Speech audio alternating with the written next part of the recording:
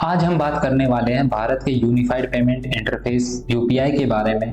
इस वीडियो में हम जानेंगे कि भारत ने यूपीआई पर कब काम करना स्टार्ट किया और इंडिया में यूपीआई कब लॉन्च किया गया। साथ ही ये भी जानेंगे कि बीते कुछ सालों में यूपीआई भारत में कैसा परफॉर्म कर रहा है और इसकी ग्रोथ कैसी रही है। साथ ही ये भी जानेंगे कि क्या यूपीआई पेमेंट सिस्टम भारत में 100% कार्डलेस पेमेंट सिस्टम ला पाएगा, और साथ ही यूपीआई के थ्रू पेमेंट करने से होने वाले फायदे और नुकसान पर भी बात करेंगे। इसके बाद जानेंगे कि भारत के अलावा किन किन देशों में यूपीआई पेमेंट सिस्टम को यूज किया जा रहा है, और साथ ही जानेंगे कि यूपीआई के थ्रू क्या भारत भविष्य में दुनिया पर राज कर सकता है। तो चलिए शुरू करते हैं। अप्रैल 2009 में national payment corporation of India NPCI को बनाया गया, जो भारत में पेमेंट मैकेनिज्म पर काम करने वाली थी। साल 2011 में आरबीआई ने महसूस किया कि हर साल भारत में एवरी पर्सन केवल 6 कैशलेस ट्रांजैक्शन हो रही है, लेकिन उस समय भारत में 10 मिलियन से भी ज्यादा रिटेलर्स कार्ड से पेमेंट एक्सेप्ट करते थे। उस समय भारत में 145 मिलियन फैमिलीज ऐसी थी जिनके पास किसी भी तरह का बैंक में एक्सेस ही नहीं। तब 2012 में आरबीआई ने भारत में सेफ, सिक्योर और ऑथोराइज्ड पेमेंट सिस्टम लाने का विजन तैयार किया, जिसे 4 साल में पूरा करना था। 4 साल की कड़ी मेहनत के बाद 2016 में यूपीआई को भारत लॉन्च कर दिया गया। यूपीआई पेमेंट सिस्टम सिंपल है, लोग आसानी से ट्रांजैक्शन कर सकते हैं और पेमेंट सिक्योर है, सेफ है। शुरुआती 2 साल में यूपीआई ट्रांजैक्शन की ग्रोथ बहुत कम थी, लेकिन धीरे धीरे लोगों ने यूपीआई पेमेंट सिस्टम को अपना लिया और उसके बाद यूपीआई के थ्रू ट्रांजैक्शन की ग्रोथ एक्सपोनेंशियली बढ़ने लगी। विकिपीडिया के डेटा के अनुसार जनवरी 2019 में यूपीआई पेमेंट सिस्टम लोगों के बीच अधिक पॉपुलर हुआ। वर्ष 2018-19 में टोटल ऑनलाइन ट्रांजैक्शन का 23% ट्रांजैक्शन यूपीआई के थ्रू हुआ, और ये परसेंटेज वर्ष 2020-21 में बढ़कर 55% हो गया। विकिपीडिया के डेटा के अनुसार साल 2022 में हर सेकंड 2348 ट्रांजैक्शन की गई, जो अपने आप में एक रिकॉर्ड है। साल 2022 में भारत में हर महीने 6.7 बिलियन ट्रांजैक्शन की गई और $140 बिलियन का ट्रांजैक्शन हुआ, और फिस्कल ईयर 2023 का एनुअल ट्रांजैक्शन $1.7 ट्रिलियन पर पहुंच गया। आपको बता दें कि फिस्कल ईयर 2023 1 जुलाई 2022 को स्टार्ट हुआ था और 30 जून 2023 को खत्म हुआ है। इसी साल मई महीने में 9 बिलियन ट्रांजैक्शन यूपीआई के थ्रू की गई और ट्रांजैक्शन की वैल्यू 14 लाख करोड़ रुपए है। ये अब तक का यूपीआई ट्रांजैक्शन का सबसे बड़ा रिकॉर्ड है। जिस रफ्तार से यूपीआई पेमेंट सिस्टम इंडिया में पॉपुलर हो रहा है, उसे देखकर लगता है कि भारत में अगले कुछ सालों में कार्ड बेस्ड पेमेंट सिस्टम खत्म हो जाएगा। भारत में कार्ड बेस्ड पेमेंट सिस्टम को खत्म करने के लिए आरबीआई ने एक महत्वपूर्ण कदम उठाया है। आरबीआई ने यूपीआई बेस्ड क्यूआर कोड के थ्रू एटीएम से कैश विड्रॉल फैसिलिटी को इंट्रोड्यूस किया है, जिससे एटीएम से कैश निकालने के लिए एटीएम कार्ड की भी जरूरत नहीं पड़ेगी।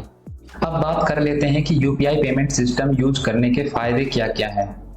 यूपीआई के थ्रू हम ट्रांजैक्शन को वेरी फास्ट और सिक्योर तरीके से ट्रांसफर कर सकते हैं। यूपीआई के थ्रू रुपए ट्रांसफर करने के लिए हमें केवल यूपीआई आईडी और यूपीआई पिन की आवश्यकता पड़ती है। यूपीआई के थ्रू पैसे ट्रांसफर करना लोगों के लिए सबसे सस्ता पड़ता है, ये चीपेस्ट मेथड है। लोग केवल क्यूआर कोड को स्कैन करके ऑनलाइन ट्रांजैक्शन कर सकते हैं। यूपीआई के थ्रू रुपए ट्रांसफर करने पर लोगों को कोई चार्ज नहीं देना पड़ता, क्योंकि गवर्नमेंट ने यूपीआई पेमेंट सिस्टम को चार्ज फ्री किया हुआ है। यहाँ हम यूपीआई पेमेंट सिस्टम के कुछ डिसएडवांटेजेस, ड्रॉबैक्स पर भी बात करने वाले हैं और साथ ही सॉल्यूशन पर भी बात करेंगे। स्लो नेटवर्क एरिया में यूपीआई पेमेंट सिस्टम वर्क नहीं करता है, लेकिन ये यूपीआई मेथड की प्रॉब्लम नहीं है और इसे हाई स्पीड नेटवर्क प्रोवाइड कराकर दूर किया जा सकता है। एक और डिसएडवांटेज है UPI transaction per day limit, जो केवल 1 लाख रुपए ही है, लेकिन इसे भी ट्रांजैक्शन लिमिट बढ़ाकर दूर किया जा सकता है।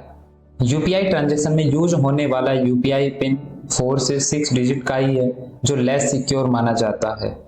यूपीआई के थ्रू ट्रांजैक्शन करने पर कभी कभी पेमेंट में डिले हो जाती है और ट्रांजैक्शन फेलियर पर रुपए वापस बैंक अकाउंट आने में 48 आवर्स का समय लग जाता है, जिससे लोगों को परेशानी का सामना करना पड़ता है। अब हम जानेंगे कि भारत का unified payment interface UPI Bharat के अलावा किन किन देशों में एक्सेप्ट किया गया है। इन देशों की लिस्ट में भूटान पहले नंबर पर है, जिसने जुलाई 2021 में यूपीआई पेमेंट सिस्टम को अपने देश में एक्सेप्ट किया। इसके बाद 2021 में ही नेपाल भारत के यूपीआई पेमेंट सिस्टम को एक्सेप्ट करने वाला दूसरा देश बना। इसके बाद national payment corporation of India ने लिक्विड ग्रुप के साथ पार्टनरशिप की, जो cross border payment system provide कराते हैं। इस पार्टनरशिप के बाद अक्रॉस नॉर्थ और साउथ ईस्ट एशिया के 10 देशों में QR code based UPI payment system को एक्सेप्ट कर लिया गया। इन 10 देशों की लिस्ट में Singapore, Malaysia, Thailand, Philippines, Vietnam, Cambodia, Hong Kong, Taiwan, south Korea और जापान है, जहां पर QR based UPI payment system को एक्सेप्टेंस मिली है। भारत की यूपीआई पेमेंट सिस्टम को गल्फ कंट्री ओमान और यूएई द्वारा भी सहमति मिल गई है। यूरोपियन कंट्रीज में फ्रांस ने भी भारत की यूपीआई और रुपे कार्ड से पेमेंट को अलाउ कर दिया है।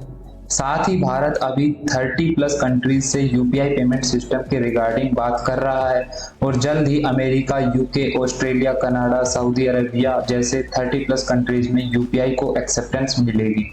यदि हम देखें कि कैसे भारत का यूपीआई पेमेंट सिस्टम इंडिया में एक्सपोनेंशियली ग्रो किया है और लोगों में पैसे ट्रांसफर करने का एक पॉपुलर मेथड भी है।